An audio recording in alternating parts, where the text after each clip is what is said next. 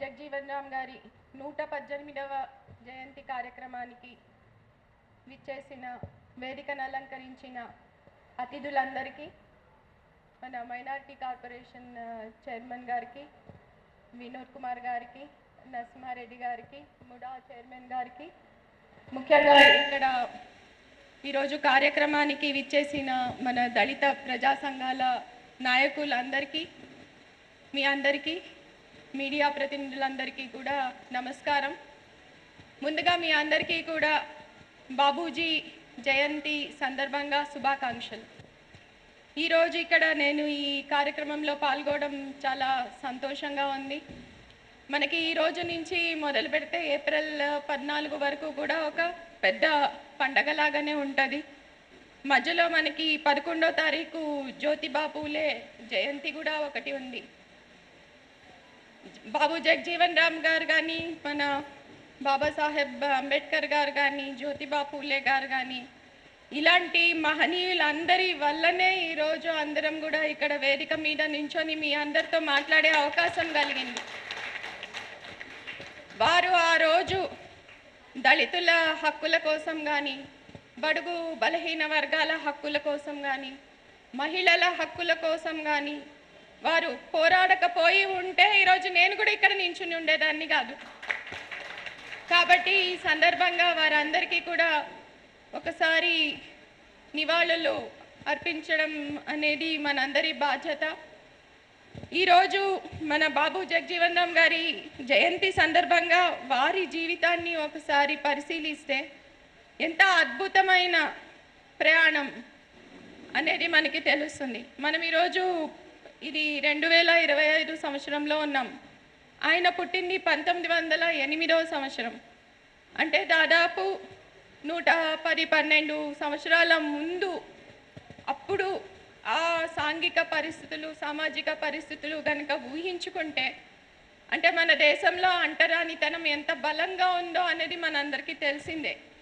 ఇప్పుడు కూడా కొన్ని ప్రజా సంఘాలు దేవాలయంలో ప్రవేశం గురించి ఇంకా ఈ రోజు కూడా మాట్లాడుతున్నాయి. అంటే ఈ రోజునే ఇలాగా ఉంటే ఆ రోజుల్లో పరిస్థితి ఎట్లా ఉండేది అనేది మనం అందరం కూడా ఊహించుకోవచ్చు.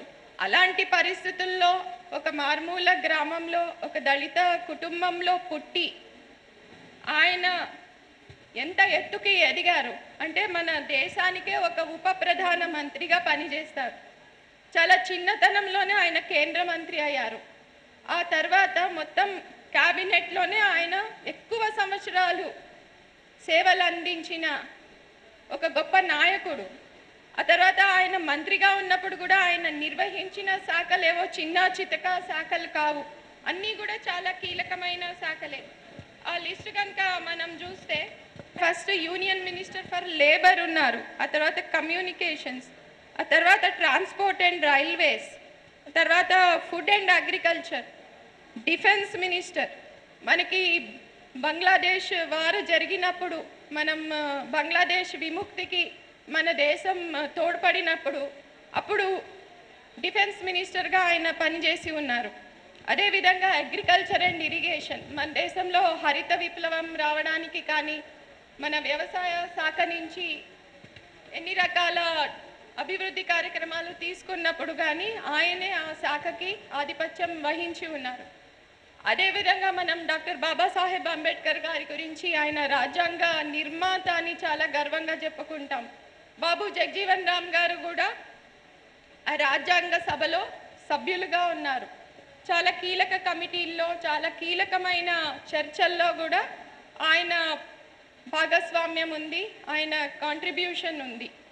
వారందరూ అంత కష్టపడ్డారు కాబట్టే మనకి రాజ్యాంగంలో ప్రతి వర్గానికి సంబంధించి మనకి అస్పృశ్యత ఎలిమినేట్ చేయడం కానీ, అప్పటి నుంచి మొదలుకొని సమాన హక్కులు, సమాన అవకాశాలు, ఇవన్నీ కూడా రాజ్యాంగంలో పొందుపరచబడ్డాయి. అంటే వీరి కాంట్రిబ్యూషన్, వీరి కృషే దీనంతటికీ కూడా ప్రధానం. కాబట్టి ఈ సందర్భంగా, ఈ జయంతి సందర్భంగా మరొకసారి వారందరికీ కూడా మనం నివాళులు అర్పించుకోవాలి. అదేవిధంగా ఇప్పుడు చాలా ప్రజా సంఘాలు చాలా సమస్యలని కూడా మన దృష్టికి తీసుకురావడం జరిగింది. అయితే ఈ సందర్భంగా మన దేశానికి స్వాతంత్రం వచ్చినప్పటి నుంచి ఇప్పటి వరకు కూడా ముఖ్యంగా దళితులు కానివ్వండి, గిరిజనులు కానివ్వండి, బహుజనులు కానివ్వండి, ఈ వర్గాల అభివృద్ధి కోసం ప్రభుత్వాలు చాలా చట్టాలు చేయడం, దాంతోపాటుగా చాలా కార్యక్రమాలు కూడా తీసుకురావడం అనేది జరిగింది. అంటే ముఖ్యంగా భూ పంపిణీ నుంచి మొదలు పెడితే దళితులకి భూమి అసైన్మెంట్ ఇవ్వడం నుంచి, గృహ నిర్మాణం నుంచి, తర్వాత ఉద్యోగ అవకాశాల నుంచి, ఇట్లాగా చాలా కార్యక్రమాలు మనం చేసాం. కానీ అది ఇంకా సరిపోదు, ఇంకా చాలా చేయాల్సి ఉంది. ఇప్పుడు మన జిల్లాలో కూడా ఈ మధ్యకాలంలో చాలా కార్యక్రమాలు తీసుకోవడం జరిగింది. ముఖ్యంగా మన పిల్లలు ఎక్కువగా ఉపయోగించుకునే ఈ హాస్టల్స్ కానీ, రెసిడెన్షియల్ స్కూల్స్ కానీ, వీటిలో కూడా ఇంకా ఫెసిలిటీస్ ఇంప్రూవ్ చేయడానికి ప్రయత్నాలు చేస్తున్నాము. వారికి సంబంధించిన ఫుడ్ కానీ, అంటే ముందు ఫుడ్ బాగుండదు అని చెప్పి వచ్చినది, ఇప్పుడు కొంత ఫుడ్ క్వాలిటీ అనేది ఇంప్రూవ్ చేయడం జరిగింది. ఫెసిలిటీస్కి సంబంధించి కూడా ఆల్ హాస్టల్స్కి కొంత బేసిక్ రిపేర్స్ చేసుకోవడానికి కూడా శాంక్షన్స్ ఇచ్చాము. ఇంకా కూడా చాలా చేయాల్సి ఉంది. అవన్నీ కూడా తప్పనిసరిగా మన విద్యార్థులకి కావాల్సిన సౌకర్యాలన్నీ కూడా ఇంకా ఇంప్రూవ్ చేయడానికి చర్యలు తీసుకుంటాము.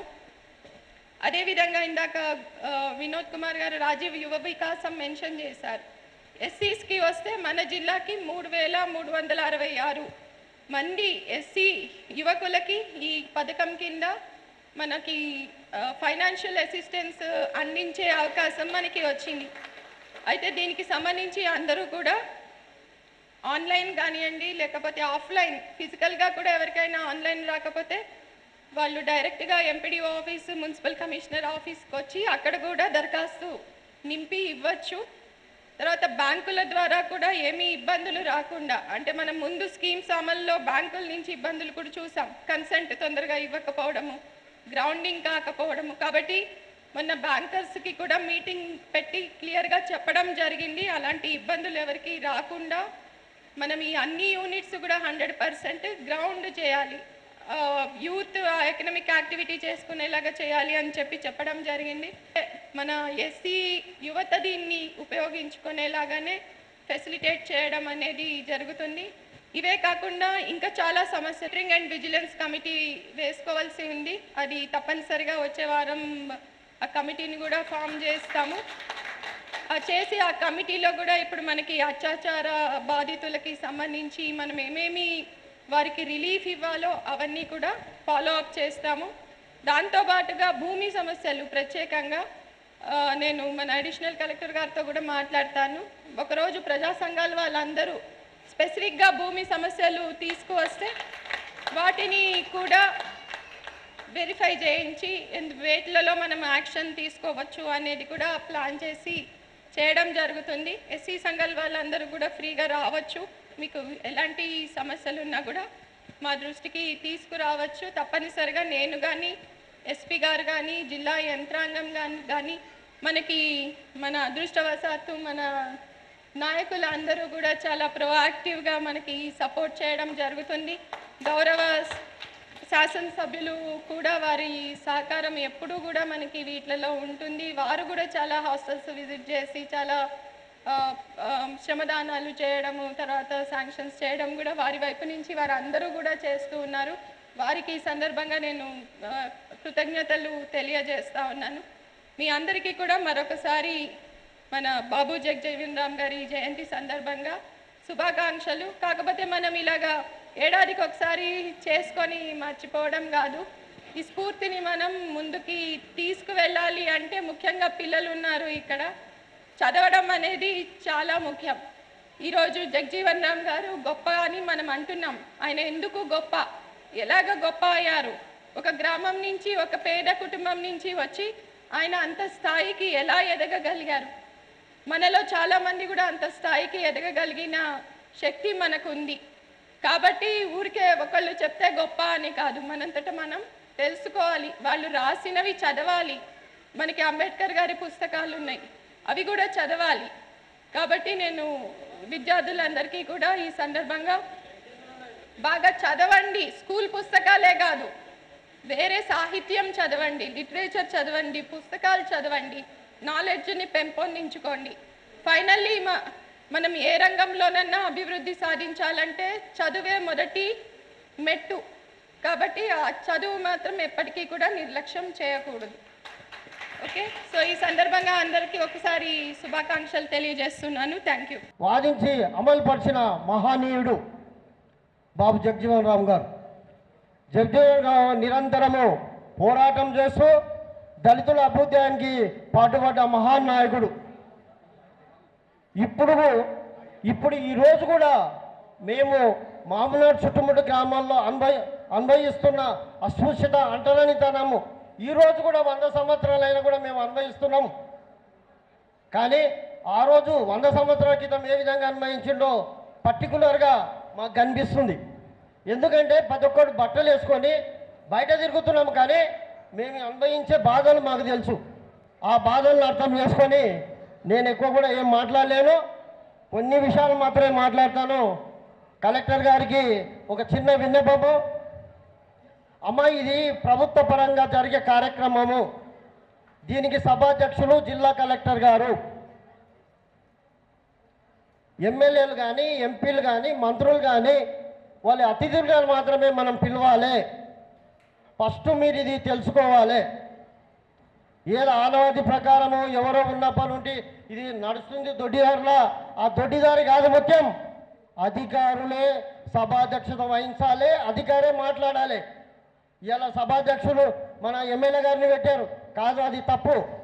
రాజ్యాంగంలో అధికారులు మాత్రమే సభాధ్యక్షులు ఉండాలి ఈ అంబేద్కర్ జగజ్జీవన్ రామ్ జయంతులకు. కాబట్టి కలెక్టర్ గారు వచ్చేసారైనా అంబేద్కర్ జయంతి కన్నా సభాధ్యక్షులు మీ పేరు పెట్టాలి. దయచేసి ఈసారైనా పెట్టండి. ముఖ్యనగర్ మహబూబ్నగర్ పట్టణాన్ని కార్పొరేషన్గా ఏర్పాటు చేయడం జరిగింది. అది అందరికీ సంతోషకరమైన విషయమే. ఈరోజు 60 మంది కార్పొరేట్లను ఎన్నుకోవడం జరుగుతుంది. 60 మంది కేటాయించినప్పుడు దళితులకు 15% రిజర్వేషన్ కావాలి. 15% రిజర్వేషన్ ప్రకారము 9 మంది మున్సిపల్ కార్పొరేషన్లో దళితులు ఉండాలి. కాబట్టి అమ్మ, మీరు మా జాతి బిడ్డవు కాబట్టి మీకు వినవిస్తున్నాము. మాకు 9 వార్డులు మీరు డిక్లేర్ చేసుకోవాలి. దయచేసి మీ న్యాయంలో మాకు న్యాయం జరుగుతుందని కోరుతున్నాం. కార్పొరేషన్లో ఇంతకుముందు కూడా 2 ముగ్గురిని ఇచ్చారు. ఎందుకంటే అన్యాయం జరుగుతుంది, ప్రశ్నించే నాదుడు లేడు. దళితులు ఎవరైనా ప్రశ్నిస్తే వాని గొంతు దొక్కే నాయకత్వం ఉంది కాబట్టి దయచేసి ఈసారైనా 60 కార్పొరేటర్లు అయితే 9 కార్పొరేటర్లు రావాలి మాకు. దయచేసి ఈసారి మీరు ఉన్నప్పుడైనా మాకు న్యాయం చేయాలని కోరుతూ ఈ అవకాశం ఇచ్చిన పెద్దలకు ధన్యవాదాలు చేస్తాం. ముఖ్యంగా ఇంకొకటేమో, ఈరోజు SC/ST కేసుల్లో ఎక్స్గ్రేషియా మంజూరు కావడం లేదు. భర్తలు చనిపోయిన వాళ్ళు, అత్యాచారం జరిగిన వాళ్ళు ఎంతోమంది ఉన్నారు. వాళ్ళకి ఎక్స్గ్రేషియా చేయడానికి ఆలస్యం అవుతుంది. తమను చొరవ తీసుకొని ఎక్స్గ్రేషియాను తొందరగా అమలు చేయాలి. అదేవిధంగా బాధిత కుటుంబంలో ఎవరికైనా ఉద్యోగాలు కూడా కల్పించాలని కోరుతూ సమాజంలో జరుగుతున్నటువంటి అసమానతలను ఎత్తి చూపి ఆ అసమానత గురైన కాకుండా సమసమాజ నిర్మాణం కొరకు, ఆర్థిక సమానత్వం కొరకు, బహుజన రాజ్యాధికారం కొరకు బాబు జగజ్జీవన్ రామ్ గారు కూడా సేవలు అందించారు. మరి ఇవాళ అన్ని రాజకీయ పార్టీలు చెప్తా ఉన్నాయి, ఈరోజు మేము దళితుల కొరకు పనిచేస్తూ ఉన్నాం, మేము బహుజనుల కొరకు పనిచేస్తూ ఉన్నాం, మేము పేద వర్గాల కొరకు పనిచేస్తూ ఉన్నాం అని చెప్పి. కానీ పేద వర్గాలకు ఇచ్చినటువంటి బడ్జెట్ కూడా మిగతా శాఖలకు మళ్లించి అన్యాయం చేసినటువంటి సందర్భం మనం చూసాం. మీ అందరూ తెలుసు గత ప్రభుత్వంలో ఏం జరిగింది. మరి ఈ ప్రభుత్వం కూడా ఆ విధంగా జరగకూడదని చెప్పి మరి శాసనసభ్యులు గారు వస్తారని చెప్పి ఆశించాం, కానీ వారు రాలేదు. ఇవాళ మొన్న సమీక్ష సమావేశంలో జిల్లా కలెక్టర్ గారి దృష్టికి చాలా సమస్యలు మేము చెప్పడం జరిగింది. ఇవాళ కాంగ్రెస్ పార్టీ బీఆర్ఎస్ పార్టీ కలిసి భూములను దోసుకున్నట్టు సందర్భం ఇవాళ కలెక్టర్ గారికి కూడా మేము ఒక రిప్రజెంటేషన్ ఇవ్వడం జరిగింది. దేవరకద్రలో కాంగ్రెస్ నాయకులు టీఆర్ఎస్ నాయకులు కుమ్మక్కై బీసీల యొక్క భూములను కబ్జా చేసి దౌర్జన్యంగా అమ్ముకున్నటువంటి సందర్భాన్ని అక్కడ పోలీసులు అధికారులకి వత్తాసు వలుపుతా ఉన్నారు.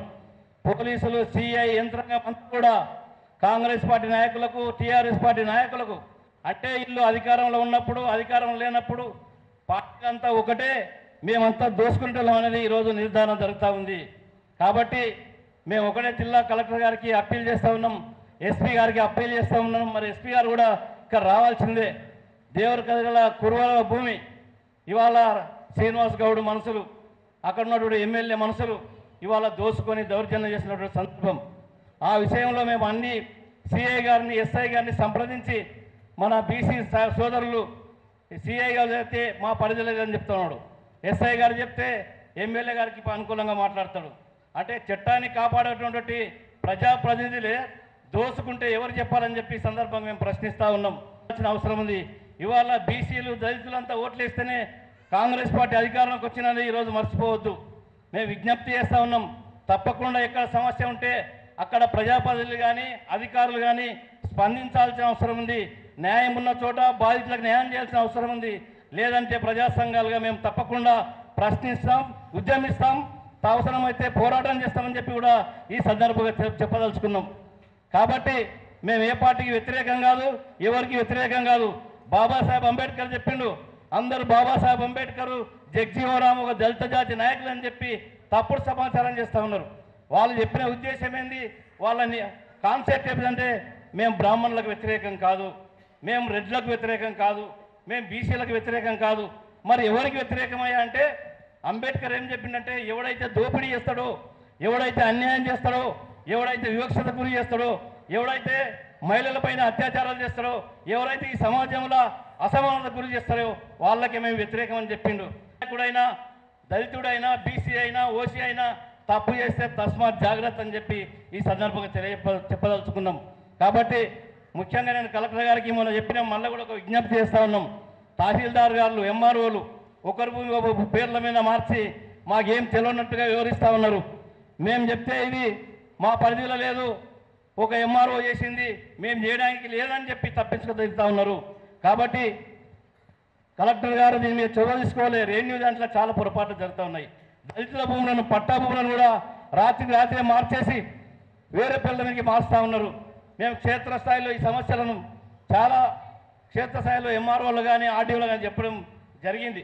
కానీ వాళ్ళు ఏం చేస్తున్నారంటే వీఆర్ఓలతోని, ఇంతకుముందు వీఆర్ఓలు ఉండ్రి, ఆ వీఆర్ఓతో తప్పుడు రిపోర్ట్ తీసుకొని గిరిదవారి ఎంఆర్ఓని తప్పుదో పడిచి ఎంఆర్ఓలు ఫైల్ మీద సంతకం పెట్టి రాత్రికి 30 గుంటలు, 1 ఎకరా, 2 ఎకరాల రోజు పట్టాలు మార్చిన సందర్భం ఉంది మేడం. ఇప్పుడు కోట్ల పొడి తిరిగితే కూడా ఆ భూమి సమస్య పరిష్కారాలు అయితలేవు. కాబట్టి ఇదంతా బీసీలు, ఎస్సీలే మోసపోతున్నారు. కాబట్టి తప్పకుండా ఇవాళ అధికారంలో ఉండే కాంగ్రెస్ పార్టీ నాయకులకు నేను విజ్ఞప్తి చేస్తా ఉన్నా. మరి ఎమ్మెల్యే ఈరోజు రావాల్సిందే కానీ రాలేరు. తప్పకుండా కాంగ్రెస్ పార్టీలో సామాజిక న్యాయం జరుగుతుందని చెప్పి దళితులు భావిస్తూ ఉన్నారు. కానీ అది ఇప్పుడు జరగడం లేదు. కాబట్టి మా హంబుల్ రిక్వెస్ట్ ఏంటంటే ఎవరైతే ఓటు బ్యాంక్ ఉందో బీసీలను విస్మరిస్తూ ఉన్నారు, ఎస్సీలను విస్మరిస్తూ ఉన్నారు, పార్టీకి పనిచేసిన వాళ్ళని విస్మరిస్తూ ఉన్నారు, పార్టీకి అంకితభావం పనిచేయకుండా పార్టీలు మారొచ్చిన వాళ్ళు కూడా ఈరోజు పదవులు ఇస్తూ ఉన్నారు. కాబట్టి ఇక్కడ పెద్దలు ఉద్వేదుల కొత్తవాల్ గారు ఉన్నారు, ముడా చైర్మన్ గారు ఉన్నారు, మరి చాలామంది సీనియర్లను విడిచిపెట్టి కొత్త కొత్తలకు పదవులు ఇస్తూ ఉన్నారు. ఇది ఎంతవరకు సమంజసం? నేను మొన్ననే ఏఐసిసి సెక్రటరీ వంశీధర్ రెడ్డి గారికి మెసేజ్ పెట్టినా, ఆయా కాంగ్రెస్ పార్టీ సామాజిక న్యాయం జరుగుతుందా, మీ కళ్ళకు కనబడుతుందా, ఇక్కడ క్షేత్రస్థాయిలో కాంగ్రెస్ పార్టీలో ఏం జరుగుతుందో ఒక పారి మీరు ఆలోచన అయ్యని చెప్పి వారికి మెసేజ్ పెట్టడం జరిగింది. కాబట్టి ఏది ఏమైనా బీసీలకు కానీ, ఎస్సీలకు కానీ, అధికారులు కానీ, రాజకీయ నాయకులు కానీ తప్పు చేస్తే ఉపేక్షించము. మాకు ఇది శ్రీరామ రక్ష, ఉద్యమమే మాకు శ్రీరామ రక్ష. కాబట్టి మేము అంబుల్ రిక్వెస్ట్ మేడం, నవపేటలో ఒక దళిత కుటుంబానికి చెందినటువంటి వ్యక్తి భూమి పటువారి, గిరిదావారి ఎంఆర్ఓ ఓ తప్పుడు రిపోర్ట్ చేసి పంచనామా రాసి 30 గుంటల భూమి ఎంఆర్ఓ గారు మార్చారు. ఆ ఎంఆర్ఓ ఇప్పుడు రిటైర్మెంట్ అయ్యిండు. ఇప్పుడున్న ఎంఆర్ఓ ఏంటంటే నేను లేను కదా ఇప్పుడు అంటాడు. మొన్న అదే కొత్తపల్లిలో నవపేట మండలం 30 గుంటల భూమి ఒక బీసీ మహిళది, బీసీలే కబ్జా చేసారు. అది గైరాని భూమి. అంటే ఒక పోలీసు ఎస్ఐ గారిని అడిగితే ఏమంటారంటే నేను ప్రొటెక్షన్ ఇవ్వలేను అంటాడు. ఎవరు ప్రొటెక్షన్ ఇవ్వాలి? భూములు కబ్జా చేస్తే పోలీసు వాళ్ళు ప్రొటెక్షన్ ఇవ్వాలన్నా, ఎంఆర్ఓ ప్రొటెక్షన్ ఇవ్వాలా? ఎంఆర్ఓ అయితే నేను ఎస్ఐకి చెప్తా అంటాడు. ఎస్ఐకి చెప్తే నేను ఎందుకు ఇస్తా అంటాడు. అరే ఇప్పుడు 15% ఉన్న దళితులకు 50% అధికారులను ప్రక్షాళన చేయాల్సిన అవసరం ఉంది సార్. ఎందుకంటే మొన్న విక్రమ్ గారు అన్వాడ నవపేట ఎస్ఐ గారు ఆయన ఎంఆర్ఓ ఫోన్ చేస్తే నాకు చెప్పండి మేడం, నేను ఇమీడియట్లీ ప్రొటెక్షన్ ఇస్తాను. మేము పోయి అడిగితే నాకు సంబంధం లేదంట. అంటే ఎవరికి దౌర్జన్యంగా వాడు కొట్టిండు, కేసు అయింది. ఆ ఎస్ఐని ఏం చేసినంటే భూమి కాడ దౌర్జన్యం చేసి కుటుంబాన్ని మొత్తం కొడితే ఇది వేరే ఏదో సంబంధం ఉన్నట్టు తప్పుడు కేసు పెట్టిండు. అంటే పోలీసు వ్యవస్థ ఎక్కడైతే సంఘటన జరిగిందో ఆ సంఘటన సంబంధం లేనటువంటి కేసులు పెట్టి చేతులు దులుపుకున్నట్టు వ్యవస్థ ఉంది. కాబట్టి దీన్ని ప్రక్షాళన చేయాల్సిన అవసరం ఉంది. జిల్లా కలెక్టర్ గారికి మేము అప్పీల్ చేస్తూ ఉన్నాము. మరి ఎస్పీ గారు కూడా వచ్చేదండి, వారి దృష్టి కూడా తీసుకొచ్చినాం. ఒక మహిళ అడ్డాకులలో ఒంటరి మహిళ ఉంది, ఆమె ఫోన్లు చేసి రకరకాలుగా వేధిస్తూ ఉన్నాం. నీ రేట్ ఎంత, నీ ఫోన్ నెంబర్ ఏంది, నీ ఖర్చు ఏంది ఇది. ఎస్పీ గారికి ఫోన్ చేస్తే నేనేం చేయగలుగుతా అంటుంది. అరే ఇది ఎక్కడి ఒక జిల్లా ఎస్పీ ఒక మహిళను కాపాడపోతే వ్యవస్థ ఏం పని చేస్తుందని చెప్పి మేము ఈరోజు అడుగుతా ఉన్నాం. డిఎస్పీ చెప్తే ఎస్ఐకి రాస్తాడు, ఎస్ఐ చేస్తే నువ్వు ఎన్నిసార్లు ఫిర్యాదు చేస్తూ ఉంటావు. అంటే ఆమె పీడించబడుతుంది కాబట్టి ఎన్నిసార్లు కంప్లైంట్ చేస్తే ఏమవుతుంది? మహిళకి న్యాయం చేయాలన్నా లేదా? పోలీస్ వ్యవస్థ ఎందుకుంది? జిల్లా యంత్రాంగం ఎందుకుంది? అంటే ఒకరు ప్రశ్నిస్తే తప్ప మన అధికారం మనకు తెలియదా? కాబట్టి జిల్లా ఎస్పీ గారు కూడా పోలీసు అధికారులపైన ప్రక్షాళన చేయాల్సిన అవసరం ఉంది. మొన్న కోయిలకొండలో ఒక భూమి విషయంలో నేను డిఎస్సీ చెప్పిన, నీవు కేసు చేస్తావా లేకపోతే మాదేందో మా తడాక చూపిస్తా ఉంటావు అని చెప్పిన. కేసు చేయకపోతే మా పని ఏందో మేము చేస్తాం సుమా అని చెప్తే అప్పుడు కేసు చేయడం జరిగింది. పిడి కేసు పెట్టింది. అది ఎస్సీ ఎస్టీ కేసు పెట్టాల్సింది, పిడి కేసు పెట్టి దాన్ని ఛార్జ్షీట్ వేసి అరెస్ట్ చేయకుండా వేసింది. అంటే దళితులకు అన్యాయం జరుగుతుందని చెప్పి మొరపెట్టుకుంటే కూడా చట్టాలను దుర్వినియోగం చేస్తూ సరైన చట్టాలు పెట్టకుండా అన్యాయం చేస్తున్న పరిస్థితి వ్యవస్థలో ఉన్నది. కాబట్టి జిల్లా కలెక్టర్ గారు మేము మా అమూల్ రిక్వెస్ట్, అధికారుల నిర్లక్ష్యము వివక్షత ఇంకా కొనసాగుతూ ఉంది. మేము అనుకుంటున్నాం ఇంకా 75 ఏళ్ల స్వాతంత్రంలో ఈ దళితులకు ఇంకా స్వాతంత్రం రాలేదనే విధంగా ఈరోజు అధికారులు వివరిస్తున్నట్టు తీరు బాధాకరం, దురదృష్టకరం చెప్పి ఈ సందర్భంగా తెలియజేస్తూ ఈ అవకాశం ఇచ్చినటువంటి జిల్లా కలెక్టర్ వేదిక ఉన్న పెద్దలందరూ కూడా మరొకసారి ఉదయపూర్వక ధన్యవాదాలు తెలియజేస్తున్నాం. జై భీమ్. ఈ మహనీయుల ప్రోగ్రాం జరుగుతుంటే మీకెందుకు ఇంత నిర్లక్ష్యం? దళితుల ఓట్లు కావాలి ఎలక్షన్లు వస్తే. జై బాబు, జై సంవిధాన్, జై అంబేద్కర్ అంటున్నారు. మరి బాబు జగజీవన్ రావు జయంతిలో ఏడ ఉన్నారని చెప్పి మేము ప్రశ్నిస్తున్నాం. ఇది రెండు వేదికలు మాకెందుకంటే బాబు జగజీవన్ రామ్, డాక్టర్ బాబాసాహెబ్ అంబేద్కర్ ఈ రెండు వేదికలే మాకు పండుగలు. ఈరోజు జిల్లా ఎస్పీ గారు లేరు, సరే వాళ్ళ వ్యక్తిగత కారణాలు ఉండొచ్చు ఏమైనా. దయచేసి మేము అప్పీల్ చేస్తున్నాం అధికారులకు, మంత్రులకు, ఎమ్మెల్యే గారికి, ఈ కార్యక్రమంలో మీరందరూ పాల్గొంటే, మీతో పాటు అన్ని నియోజకవర్గ ఎంఆర్ఓలు పాల్గొంటే, మీతో పాటు ఈ రెవెన్యూ డివిజన్ ఆర్డీఓ పాల్గొంటే ఇక్కడ వచ్చిన ప్రతి ఒక్కరు వాళ్ళ సమస్యను పరిష్కారం చేసుకోవచ్చు. ఈ వేదికలు మేము గతంలో చెప్పినాం, అమ్మా ఈ వేదిక మా సమస్యల పరిష్కారానికి ఒకటి మార్గం. ఎందుకంటే మమ్మల్ని చిన్న చూపు చూస్తూనే ఉన్నారు. ఇంకా ఈ వ్యవస్థ వచ్చినప్పటి నుంచి స్వతంత్రం వచ్చి 78 ఏళ్ళు అయినా ఇప్పటికి మేము ఎక్కడ ఫిర్యాదులు చేసినా అక్కడనే ఉన్నాయి.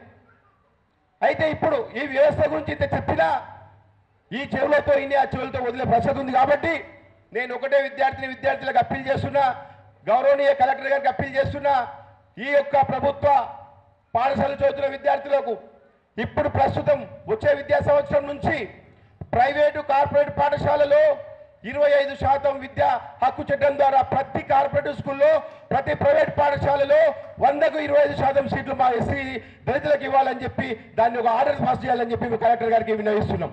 నియోజకవర్గాల్లో ఉన్న ప్రజలను ఈ భాగ్యస్వామ్యం చేయాలని చెప్పి ఈ కార్యక్రమాన్ని దిగ్విజయం చేయాలని చెప్పి మేము మిమ్మల్ని కోరుతున్నాం. మేము అడిగిన వెంటనే జిల్లా కలెక్టర్ గారు ఇంత మంచి ప్రోగ్రాం ఏర్పాటు చేసి, అమ్మ అందరూ వస్తారు అవుతుంది, మధ్యాహ్నం తర్వాత భోజనాలు ఏర్పాటు చేయాలంటే మేము ఆమెను విన్నవించిన వెంటనే కాదనకుండా ఈరోజు భోజనాలు ఏర్పాటు చేసినందుకు, అదేవిధంగా ఏప్రిల్ 14న ఇదే కార్యక్రమం ఏర్పాటు చేసినందుకు అమ్మగారికి ధన్యవాదాలు తెలియజేస్తూ మరిన్ని వీడియోస్ కోసం ఛానల్ ని సబ్స్క్రైబ్ చేయండి. లేటెస్ట్ అప్డేట్స్ కోసం వాట్సాప్ ఛానల్ ని ఫాలో అవ్వండి. అండ్ లింక్ డిస్క్రిప్షన్ లో ఉంది.